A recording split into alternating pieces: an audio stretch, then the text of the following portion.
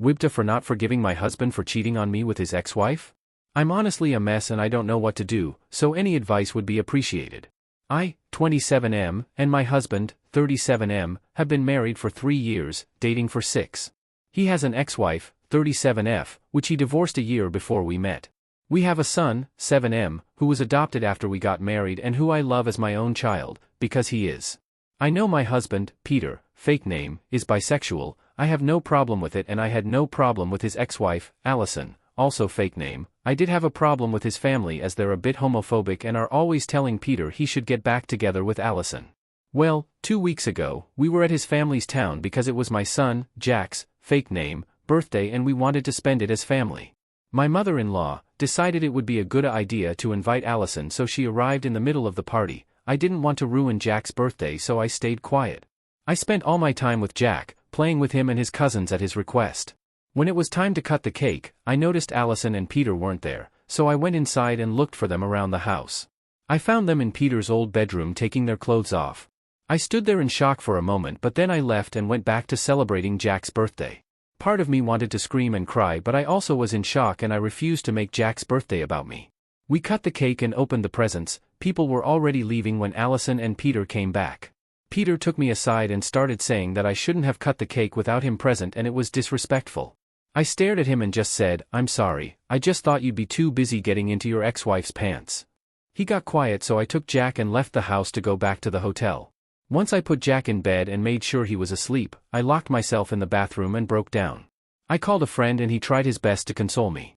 I only calmed down in the morning when I took Jack for breakfast because I didn't want him to see me like that. I'm now watching him play in the park and I don't want him to suffer. I don't want him to have a broken family. I don't want him to know that relationships aren't a happy ever after. Peter has been calling and texting, apologizing for everything, and I'm tempted to forgive him. I'm tempted to just have my family back, and all my friends are saying that it was just a mistake, that he was vulnerable and Allison is his ex-wife. So what am I supposed to do now? I need the advice from people who don't know my husband or me personally. Please, any advice is helpful. Update. Well, first of all, I want to thank you all for your advice and I want to explain some things before the actual update. But thank you for opening my eyes about my situation. Peter and Allison didn't notice me when I saw them. There was music very loud downstairs and they weren't facing the door. I didn't stop them because I was in shock. I just stood there for a moment and I heard my son, so I unconsciously focused on him. I was pretty much in autopilot. Peter didn't come to the hotel with me because I changed to a different one. He did try to follow me, but I took a taxi and left. As far as I know, he's staying with his parents and Allison left. We met when I was 20 and he was 30, we started as friends, and we ended up dating. Yes, we're both men and no, I didn't feel manipulated or groomed by him. Those were the most asked things and I did answer some comments, not all. Now on to the update. I did as some of you said and took some tests to discard any STIs or STDs. The results are coming back in a few days, and I will take another one in 3 weeks to be sure. My son is having a sleepover with a friend and I decided to speak with my husband. He came by our house. After a few minutes I texted him, he asked about Jack and I told him where he was, then we sat on the couch and started talking. I started crying after a few minutes and he followed after. I asked some simple questions: when? Why? How many times? Among others, and this is what I could figure out by all the things he said. It happened for the first time when he visited his parents alone 2 years ago. They invited her, they both got drunk, he was feeling lonely as I had been more attention to Jack since we adopted him, and they slept together. Nothing happened again until our son's birthday party. He said his mother pressured him a bit and he caved in. I don't believe he did it for that reason, but I don't know. He said he doesn't love her and I believe him, but it doesn't negate the fact of what he did.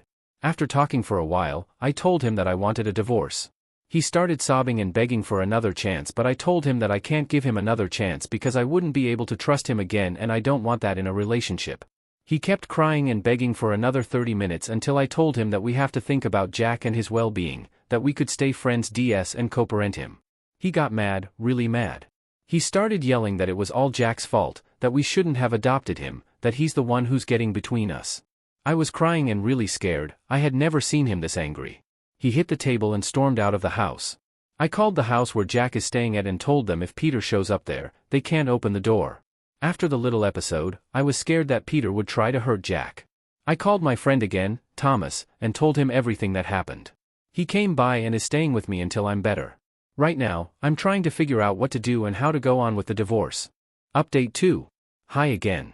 Sorry for taking so long to update, but it's been a chaotic week and I'm pretty shaken up, but I'll try to summarize it. My husband has been showing up at my work, following me, and calling me from burner phones. I was afraid he'd go after Jack like many of you said he would, but he didn't. He said a lot of stuff, but I'll try to write the important things. He said that he missed when we were just us, that I stopped paying attention to him when we adopted that Jack, that I wasn't his anymore. He said that he missed how dependent I was on him. I was very insecure when we met, but I started working on my issues when we adopted Jack because I didn't want to be a bad example for him. When we got married, I used to get sick all the time, I was weak and tired, so he would take care of me 24/7. The doctors couldn't tell what was wrong with me and I didn't get better until a bit after we adopted Jack. I guess that dependence is what he missed? Yesterday, he followed me to work and started screaming that I was his and that we made vows to stay together. We had to call security and he waited for me next to my car. I panicked and took a taxi home. He keeps messaging me and showing up to our house. I took a few weeks off work to be with Jack, although he's taking this better than me. I made an appointment with a therapist for him, and when the divorce is finalized, I'll go to one myself. I've been debating what to do, so I'll update when something happens. Update 3. Hi guys, this is the final update for anyone who is interested. I'm only doing this update to give it some closure and because some people messaged me to ask for it. So here it is. This has been a really difficult time, but I'm almost divorced. I have primary custody of Jack, and I've got a restriction order against Peter and Allison. I'll try to be quick, but a lot happened. So, after I made the post, Peter kept calling and stalking me. I didn't know what to do until I started packing Peter's stuff and I found a box of pictures of me before we met, like 3 or 4 years before we met, while he was still married to Allison. I never knew why they got divorced. He just said it was too painful to talk about, so I never asked, but I swallowed my anger and sent Allison a message to ask her about the pictures, and she told me that they got divorced because she saw him stalking my Facebook several times and found the same box I did. He called it an innocent crush and curiosity, but she thought he was cheating on her and they got divorced. A year later, he met me, but Allison always thought that I was the side piece. I read a few comments saying that I maybe was sick because he was making me sick. I don't know if that's possible, I don't really know. I mean, the illness were bad enough to make me stay in bed, like having a bad cold, but I don't know. I stopped digging. After I found the pictures, I confronted Peter without Jack in the house and he seemed, I don't know, proud? He kept smiling and saying that all he did was for us, that it was love at first sight, and we were destined. He was just making sure it happened. Apparently, we had met before we became friends. I remember meeting him at a party through some friends, but we met before, as teenagers. He and I lived in close by towns and my school made some trips to the towns nearby and we met on one of those trips. We were something like friends, but only for a summer because he went to college and I soon forgot about him, but he found my Facebook, and the story continued. I was horrified, to say the least. He tried to console me and tell me that it was fine, that he did it out of love, and that if only we hadn't adopted Jack, everything would be fine. I was bawling my eyes out. My entire marriage was a lie. He said that he only slept with Allison because he knew that it would get my attention and that we didn't have to go through with the divorce, that I know he loves me and that's it. He promised to be a better dad for Jack if I made more time for him. He told me to quit my job because he earned enough to take care of all of us and that would give me more time with him. I was in shock and then he hugged, calming me down. I admit that for a moment, I allowed him to hold me. I allowed myself to consider his proposal, but I kept thinking about his lies. It wasn't about the cheating, it was the stalking, the lies, the obsession. It creeped me out, so I tried to pull away and tell him I'd go through with the divorce. He refused. He hugged me tighter and screamed that I needed him, that he could protect me, he could take care of me, he could save me, that I was his husband and only his. I was terrified. I slapped him and pulled away, yelling at him to get out of my house. He didn't. He just kept screaming and holding on to me until a neighbor heard the commotion and called the police. I filed a restriction order and been taking care of Jack since. During the divorce proceedings, Peter asked for 50-50 custody, which surprised me because in all this time, he hasn't cared about seeing Jack, but I later found out that it was only because he would get to see me and talk to me regularly. He's been contesting every single thing about the divorce, trying to make it last longer than it has, and it's been working. He offered to give me child support even though we have 50-50 custody. He allowed me to keep the house, and other stuff. So, that's what's been going on in my life. The only happy thing that happened was Halloween. Jack insisted on dressing up as Spider-Man and me dressing up as Tony Stark, so we did, and I took him trick-or-treating. It was the most adorable sight ever and I knew I made the right choice with him and Peter. I'm sorry for such a long post, but this will probably be the last update. Thank you so much for the advice and for hearing me rant. Update 4. I know I said that my last update would be the final, but I'm so very confused right now. So, we're finishing with the divorce proceedings, but Peter's attitude has given a 180 degrees and I don't know if I'm crazy or what. The last time I posted here, Peter was basically saying that our son was the reason for our divorce and only wanted custody of him to see me. Well, now he's being father of the year. A friend of mine, Dean, fake name, is handling the drops and pickups of Jack so that I don't see Peter. At first he was mad and called me because he thought he and I were dating, then he didn't care. Now, I thought that he would treat Jack badly and I kept a very close on him, asked him questions about his father, how everything was going, etc. Jack told me that he's been acting like the perfect dad, he's nice, he plays with him, helps him, and is completely different from before. I have talked to Peter and he told me he was going to therapy, which I'm happy for, and he has messaged me, apologized, and told me that we should try couples therapy. I declined and he hasn't asked again, but he wants us to meet up at his house tomorrow to discuss everything that happened. He said it was part of his therapy. I haven't gone to therapy, I can't afford it right now, but Jack is.